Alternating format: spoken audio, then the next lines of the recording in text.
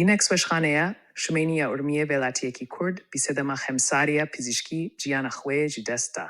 Îro şemiye hevdehê Gulan e, Mehran Hesenzade Kurê Mihemed û xelkê gundê Gordvan a ser bi navçeya Silvana bajarê Urmiye, Linux veşxaneya Şumeyniya Urmiye ciyana swê ji dest da. Ligor zanyariyên bi dest ketîne. Sedema serekeya mirîna vî velatiyê ciwan xemsarî û xemsariya pizîşkî bûye. Ew bûyera dîltezîn carek dîn bala raya giştî dikişîne, ser rewşa krîtîk a sistema tenduristiyê dibin serveriya rejîma tawankar û dagîrker a Komara Îslamî ya Îranê de.